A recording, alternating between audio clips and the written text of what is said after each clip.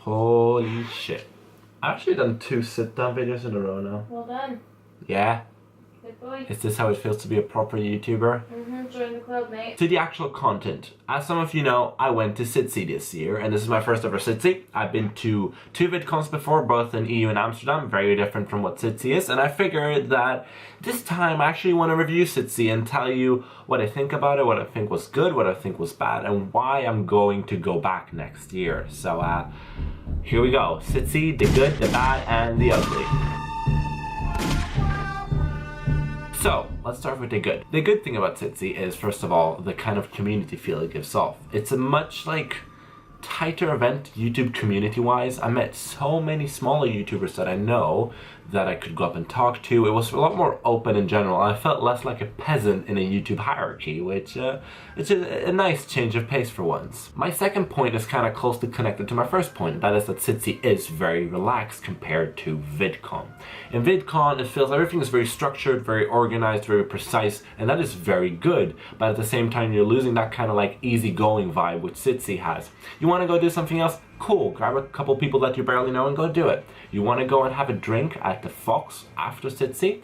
Awesome. And for the people who don't know what the Fox is, it's a pub that's connected to the convention center, which we usually all gather at after SITC, just to chill, have a talk, just mingle around a bit. It was great. I really enjoyed this because I got to talk to some incredible people in a very relaxed and kind of cozy environment. So that's a one-up for SITC there as well. My third point also kind of connects to the easygoing feeling, and that is on the creator side. So on the creator side, we've got people like Emma Blackery, Luke Cupforth, let's see what else I got here, Tomska, Sammy Paul, for instance. They're just hanging out at their merch stand all day, talking to people. They don't necessarily sell all the time, but they just stand there, talk to whoever wants to come and talk to them. People line up. It's very calm, it's very nice, and whenever their featured creator wants to go on a little stroll through the center, that's alright as well. 2 things worth noting that are not necessarily the best about this whole concept, and that is, first of all, not all big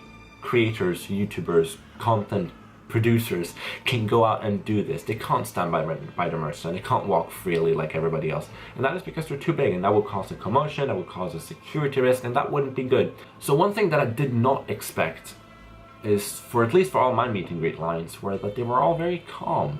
People were respectful of each other's places, talking to each other, offering each other, oh, do you want some water, do you want some of that? Being very nice, and I didn't expect that to come from an event like this. So that's a really nice surprise. And to the last good point is, the free McFlurries were incredible. If you're not familiar with this, SITC gave away free McFlurries. All you had to do is go into this photo booth where they'd have 20 cameras aligned in a half circle, and then they'd all take a picture at the same time, and then you get a 3D kind of picture. I think I'll have some of them on the screen right now. You can see I did a couple of them with my friends, and you got free McFlurries. Great. Absolutely great. The people that are making the McFlurries, well done, guys. Must be a really hard job. The ice cream machine did not break like the meme always says. Ice cream machine not broken. Babe. Ice cream machine broke. Ice cream machine broke. I want ice cream. Can we get ice cream? So now we move into the bad, or the less good part of the event, and I'll do my best to separate what SITC could have done about it and what's really not dependent on SITC but other factors. I'll try and separate them, keep them, so that we know, because if there's anyone from SITC watching this by any chance, then you know what you can do and what you really can't do. So I'm going to try and be as nice and as objective as I can. The first thing is kind of petty, but I kind of felt like the first day and a half or so, the lights in the exhibition center were not strong enough. I felt like it was just too dark in the center. I don't know if I was the only one. It's really petty. Probably just the actual exhibition center's fault, not SITC's fault. Just a bit of a note right there. Another one, and this is more of a personal opinion here, I kind of dislike the way the people treat the creators. And this is not a SITC thing. This is a YouTube convention thing and a famous person from a famous thing kind of thing, where fans just get way too excited when they see their favorite creators, and it just put them on a pedestal and make them seem like a godlike creature just because they are this creator. And I really don't like that. Of course, you should be able to just be exhilarated when you meet your favorite creator or your person you look up to the most and all that stuff, but I feel like there is a limit. I saw a bit of that at SITC. I didn't like it, but it was not as much as like as what I've seen in VidCon US, so we're not at that level yet, but that's just like a bit of a note. Like, so here comes a part that I do believe SITC can do something about it, and that is the disorganization. One of the good things about VidCon is that when you go there, you know everything is fucking organized. Like everything is just like point on, like everything is just like, okay, this happens, that happens, here, there, you get the information from there. No confusion, no questions, it's all like pretty crystal clear. So that's the one good thing about VidCon in this aspect. And that's not really what I felt when I went to SITC. Their site isn't really helpful. It's kind of weird to navigate. For instance, the panels that were published on the site really didn't tell anything what the panels were about, just who was in them and where and when. That's just like one example, you know. It's not a big thing. It's probably very easily fixed. Just fill in some information here and there, maybe change some like header name, like some, you know, title names in the site, just being a bit more clear about what is what, and you should be all good. The second thing is the ballot system. My friend Nat did not get her ballot tickets or like her meet and greet wristband tickets or whatever you were supposed to bring to the event itself. So she had to go through 3 volunteers. She got redirected through 3 volunteers until she got to the help desk where they fixed it all quite quickly. Now, first of all, this whole ballot thing should not happen. That's a thing to take note of. And if it does, not on a grander scale like I felt it did. SITC tweeted about it. If you haven't received your tickets by this time, then get in touch with us, which Nat did. She was a bit late, yes, I do agree that's kind of her fault, but at the same time, should not really happen. And then you should not have to be redirected 3 times to just get to the help desk and be like, oh yeah, we'll fix it for you. But one thing to note, the help desk was really good, fixed it immediately. She got her wristbands faster than we did while queuing for our regular queue. So well done over there. Another thing that kind of ties in with the disorganization are the volunteers. And I'm not here to complain about the volunteers. I am here to complain about the resources that they're given. I don't feel like SITC had given them enough resources, enough time, enough knowledge, and enough training to cope and handle all the situations and all the things that were happening.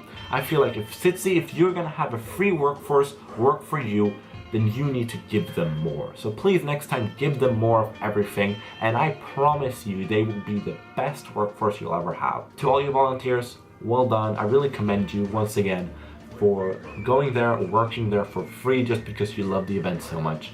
Well done to you, and thank you for helping me throughout this weekend whenever I needed it. The final bigger thing within the bad section is the substance of like the event. And don't take this the wrong way, but I felt like there were a lot of things at SITC that were just there to fill out space. And there wasn't a lot of substance, right? I really liked the nun where you could take a picture with them. I liked the Mamma Mia booth. I like the Mamma Mia booth. Here we go again. I liked the SITC sign, and I liked all the ball pits and all the challenges and stuff that you could do. But besides that, there wasn't really that much substance. I think it's really, really important for SITC to figure out what is it that keeps the people coming to SITC staying there all day. What keeps them from going somewhere else or getting bored or going, you know, just mindlessly walking around? I can't really answer this, but I felt like it wasn't enough for me to keep me there for the whole time. Now, luckily, I wasn't there alone. I was there with friends, and that kind of filled everything up for me. If you're with friends, it's a completely different experience. But if you're going as 2 people, as 1 person, maybe as 3 people even, it can get kind of hard to fill out the time. So SITC, maybe run a poll, look at some statistics, see what people love, see what people really, really love, and bring more of it, and bring different kinds of it, and just fill it out as much as you can. Because I feel like there is a lot of space, there's a lot of potential, and you can do great things with the XL Exhibition Center, because that place is massive. And now here's the thing that's not really in SITC's control, and that is the fact that I had to pay money to get on the rides after actually paying £65 to get into the actual event. Now I know that SITC does not rent in all the rides. It's someone else that comes there, and they come there for free, and then they just charge for their service at the people. But I feel like if you pay for a creator pass, I do feel like maybe give us 1 ride, give us something. Nah. And if you can't fix that, that's completely fine. That's just like a tiny thing that would make the whole event a bit better. Alright, that was bad. Now let's get to what probably the most people are wondering about, and that is the ugly. And this is like things that I believe that SITC should seriously have a look at and that they should fix immediately, basically. Things that could have kind of broken the whole experience. In my case, didn't. I had a lovely time. I enjoyed myself, but I feel like they could have been kind of killing of the experience. So, here we go. Panels held in the middle of the expo hall is a big no for me. Definitely. If I go to a panel to learn, to get educated, to hear what other people have to say, and just take it in, consider it, do I like this, am I for, am I against, will this change my opinion? I think that's what a panel is about, to learn, to grow. And I could not do that if I had 1,000 people walking in front, back and forth. I could hear people screaming, I could hear all the rights going off.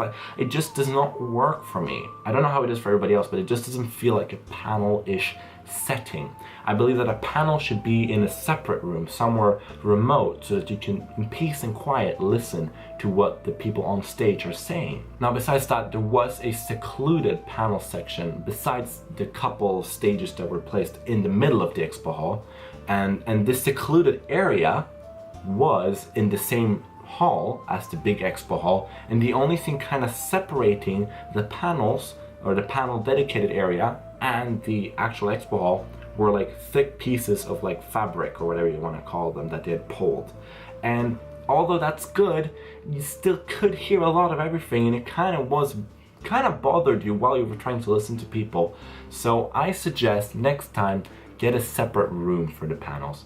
Now, I know this is a money kind of issue because it probably costs you more money to rent another place or another room, but to kind of be fair about it, if you go to the ticket room, which you were using, which was a massive room, and you kind of downsize that just a tiny bit and give the other half to panels, then I'm sure you could at least put a couple of rooms in there.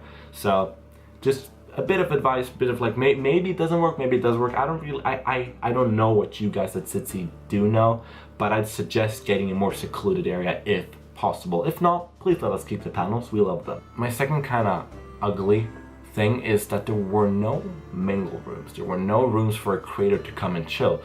In, for instance, VidCon, there's always a creator's lounge. Not a featured creator's lounge, a creator's lounge where you can sit, maybe have some tea, have some water, just relax, mingle with people. These lounges were like gold for getting to know new people. It's so hard to just randomly find people out in the big expo when everybody's rushing everywhere and doing everything and it's just chaotic. It's so much easier to just talk, network, and just expose yourself, I guess, in a dedicated room for that. And what's the point of getting a creator's pass besides coming one day earlier if you're not going to be given those things? Because that's kind of what these events promote: network, grow, make new friends. And I didn't feel that kind of support come from SITC. Now, thankfully, we had the Fox, we had all the after things come post SITC, but these weren't SITC things. These were initiatives taken by attendees at SITC. It should be like that. I just don't feel like there's any use in a creator pass if I'm not going to be given a space to be a creator. Because when I'm at the expo hall, I'm not a creator, I'm an attendee. And I come to SITC as a creator, then I want to grow, I want to network, I want to make new friends, and all that can be done by just putting in a small mingle room for the creators. So I think that's a thing you should keep in mind for next time. Now, here's a thing that my friend Nat pointed out, and that is, it's great that you had people or volunteers in yellow shirts dedicated to helping people that weren't feeling well mentally, that weren't feeling well in general. You know, if you're having a rough day, maybe you're a bit down, maybe your anxiety is kind of playing around with you, you're not feeling too well, stuff like that. And great that you had people in yellow shirts walk around that had been trained to help people that weren't feeling well. But here's the kicker: most people that aren't feeling well aren't going to walk up to a stranger and talk about it. Now, I think you did a great thing by trying something like this, and next time now I'm on with this with more specific rooms again, but a room for people that aren't feeling well to come and sit, have some water, maybe play with some fidget toys, and then you should have a couple of attendees in that room, walk around, talk with them, ask how they're doing, stuff like that. You know, I think that's that's how you're supposed to do it. And I know I'm just like being like, oh, give us a room for this and give us a room for that and I want a room for that. But I feel like that's the way to do it if you want to like achieve the next level, if you want to come up to a more professional level. Because I know that VidCon has pulled this off before, and I know that you guys can pull this off as well because you've done this for 10 years. I believe in you guys. You just have to think around it. Now, here's one thing that kind of upset me and Nat and Ash and probably all of my friends while we were sitting there. We were sitting at a panel basically. And this one very brave person stands up and wants to ask a question. Now, just as they're starting to talk, they say, I don't feel so well. I am going through a panic attack right now, but I want to ask you a question. And this person had a very, very hard time getting to the end of the question. They did. Well done. Here's the kicker. The volunteer that gave the mic to the person that wasn't feeling well was a yellow shirted one, meaning a person that should be able to help you when you're not feeling well, okay? So instead of this volunteer going and being like, how are you, blah, blah, blah, all that stuff after they've asked their question, or even mid asking their question, they didn't do that. They just took the mic and ran to the next question. Now we had people around this person help them. I think this girl called Emily, I'm not quite sorry if I'm butchering your name. They turned around and they asked, how are you? Are you feeling okay? I could like kind of read the lips, you know. Like, are you okay? I think Nat also told me that they gave them like a fidget toy to kind of like, you know, try and distract themselves a bit. And that was incredible. It's so nice of you. But if SITC has dedicated people to do this, they should also kind of do their job. And I'm sorry to be like, oh, fuck you volunteers, blah, blah, blah. I'm not doing that. I'm just like telling next time volunteers, it's more than just like saying we're there. You just gotta act for it. And I'm sure that a lot of volunteers did it, but this specific person didn't. And this was a blatant and very obvious case. And that kind of upset all of us. So to whoever that person was that was asking a question that wasn't feeling well, I hope that you're doing better now. I hope that the answer was satisfactory or whatever we want to call it. And to the person that turned around and offered help, well done. Much appreciated. We need more people like you. So before I carry on with my conclusion, I just want to say these are not complaints. I'm not pointing fingers at anyone. I'm just putting in my opinions, what I think. And if you're watching this video and you feel like, oh, I could do better, or SITC's watching me like, oh, that's a good point, or blah, blah, blah, blah, and take that to mind, write it down, improve it. If not, that's fine. Then you got like an angry, half angry kind of stupid Swede talking about what they could do better and blah, blah, blah. So now, on to the conclusion. After a weekend at SITC, I do definitely feel more motivated. And that's kind of odd coming from a person that's been here like complaining about SITC for a majority of the video, but I do feel more motivated because it feels like I'm closer to everyone than I was before. It feels like, oh, maybe, just maybe, I might be valid as a creator, you know, maybe I could call myself a creator now because why not? Why the fuck not? It just feels like the whole like hierarchical structure of YouTube kind of dissolved a bit because I met all these featured creators and although I don't like put them on a pedestal, I don't praise them, there's still a part of me that subconsciously is like, they're not like you, they're not normal people. But now this weekend kind of proved to me that they are. And that's nice. I like that. That makes me feel like, wow, I'm a normal person. Maybe I also can make it. Now, let's not get into the whole thing of like, oh, do you want to make it or not? Of course you want to be successful at whatever you do. I love making YouTube because it's the perfect creative outlet for me, but of course I want to be successful. And this event kind of gave me a bit more like fire. It was like, oh, maybe you actually could do this. Now, there are of course things that SITC could do better. For instance, create more substance in all the booths and things in the expo hall. I want rides if you want my 65 pounds. I want mingle spaces. I want you to give more time to your volunteers. I want you to change the layout of the expo hall so that the panels are as far away from the expo hall as possible. I want there to be safe spaces for people that aren't feeling well so they could come in, relax, feel better, get well, and then come out back again and join us in all the fun. The things that SITC should definitely work on preserving for next year is the tight-knit community feel. I really enjoyed that. I loved it, as I said before, great thing. This is the thing that SITC has above VidCon. So if VidCon ever wants to get on your level on that stage, they're gonna have to work pretty hard. Second thing is McFlurries. Please keep the McFlurries and keep the event hosted. next to a pub or a bar. But then, you know, when I wrote this, I was like, yeah, they need to do that. But then I realized, oh wait, it's England, so wherever you go, there should be a pub or a bar, so it doesn't matter really. Whew. That was it. I'm kind of like out of breath. Good stuff.